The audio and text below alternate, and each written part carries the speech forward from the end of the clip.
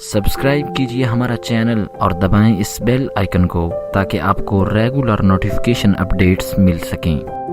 حضرت سعد کے بارے میں حضور نے فرمایا یا اللہ سعد دی ہر دعا قبول کرنی۔ حضرت علاء الحضرمی دے بارے صحابہ کہندے نا سی او جنا کوئی نہیں ویکھیا اور فرمایا جدوں ہی سمندر دے تیرن دی واری آئی چلن دی واری آئی دریا آ گئے تے حضرت علاء الحضرمی بغیر کشتی تو چل پیا دریا اتے۔ جدو دعا منگی اللہ کو تے دعا قبول کی تھی، بارشاں نہیں ہو رہی ہیں، علاء الحضرمی صحابی رسول نے ہاتھ چک کے دعا بارش شروع ہو گئی۔ فرمایا تیسری ایسا انہاں گل یہ ویکھی جدو آپ جہاد کردیاں شہید ہو گئے ایک علاقے تے اسی انہاں نو دفن کر دیتا، اسے جگہ ہی دفن کر دیتا جتے شہید ہو گئے تے جدو اسی مٹی پا کے ہٹے تے کہندے نے ایک صحابی دا بٹوا وچ ڈگ پیا قبر دے، بس اسی مٹی پا کے ہٹے تے انہاں کہا جناب اے میرا بٹوا ڈگ پیا، کہندے نے اسی پھر قبر کھولی، اس وقفے دے دوران قبر وچ علاء الحضرمی موجود کوئی نہیں سن۔ انہاں تو وڈے تے مستجاب الدعوات کوئی نہ ہے نا، تے وہ بھی جنگاں کردیاں اسلام دی خاطر شہید ہو گئے، دنیا تو چلے گئے۔ آج لوگ یہ چاہتے ہیں کہ صرف دعاؤں سے فرانس کا مسئلہ حل ہوگا، دعاؤں سے نہیں ہوگا، فرانس کے ساتھ اعلان جنگ کرنا پڑے گا۔ اے تاریخ الخمیس میرے پاس موجود ہے، طلحہ اسدی اس نے نبوت کا دعویٰ کیا جب خالد بن ولید کو صدیق اکبر نے اس کی سرکوبی کے لیے بھیجا تو آپ نے ان سب کو قتل کرنے کے بعد کچھ لوگوں کو فرمایا آگ جلاؤ، میں نے ان کو جلانا ہے اس میں۔ حالانکہ حضور نے فرمایا آگ کا عذاب صرف رب دے گا جو خالق ہے، لیکن خالد بن ولید فرمایا نہیں میں انہوں جلانا ہے۔ صحابہ نے کہا اے کی کرن لگے ہو؟ فرمایا مجھے پتہ چلا انہوں نے حضور کے بارے میں بات کی تھی، ہاں انہوں نے حضور کے بارے میں، قتل کے بعد فرمایا پھر ان کو میں نے آگ بھی لگانی تاکہ قیامت تک کسی کافر کو بھی پتہ چلے کہ مسلمان جب حضور کی بات آئے تو ایسے اللہ کی تلوار بھی اپنے آپ سے باہر ہو جاتی ہے۔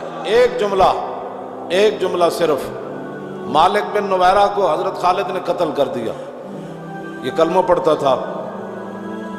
یہ صحابہ پر بات بڑی گراں گزری،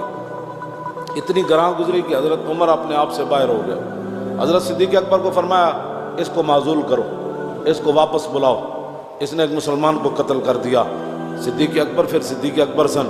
آپ نے فرمایا جس تلوار کو رسول اللہ نے میان سے باہر نکالا ہے نا، صدیق اس کو میان کے اندر داخل نہیں کر سکتا۔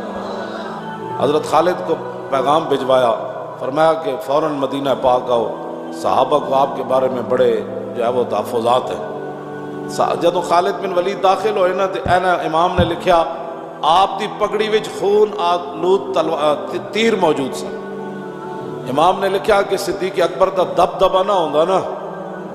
تے حضرت عمر نے خالد بن ولید دے نال الجھ پینا سی دروازے اتے ہی۔ وہ میں لفظ نہیں کہندا جڑے نے لکھن، اتنے جلال وچ حضرت عمر آ گئے تے حضرت عمر اتھوں دروازے تو گفتگو شروع کی تھی، انہاں دے تیر چھک لے پگڑی وچ، لیکن وہ بھی تو رسول اللہ دے احسن نصارے۔ حضرت خالد سر جھکا کے ٹر پڑے، جب صدیق اکبر کے پاس پہنچے تو پھر حضرت عمر بھی بیٹھ گئے، فرمایا آپ بتاؤ جی کیا بنا، آپ نے وہ مسلمان کیوں مارا؟ خالد بن ولید جب پہنچ گئے اندر اور صدیق اکبر نے کہا کہ آپ کے بارے میں یہ ہمیں اطلاع ملی ہے کہ آپ نے مالک بن نویرہ کو قتل کر دیا، وہ تو کلمہ پڑھتا تھا۔ خالد بن ولید فرمان لگے صدیق اکبر نے جناب جدو میں انہوں کیا میں کہا زکات تسی کیوں نہیں دے دے، کلمہ جب پڑھا تو زکات تک کی مسئلہ ہے تو انہوں فرمایا کہ قالا ان صاحبکم قد توفی، فرمایا کہ وہ کو کہنے لگا کہ تواڈے نبی دی دنیا تو تشریف لے گئے، زکات تے حضور دی ظاہری حیات نال سی، انہیں اے نہیں کیا کہ انا رسولنا، انہیں کہا اے نہیں انہیں لفظ کہا، انہیں کہا تواڈے نبی۔ تو صدیق اکبر فرمان لگے بالکل ٹھیک کیتا ہے تسی،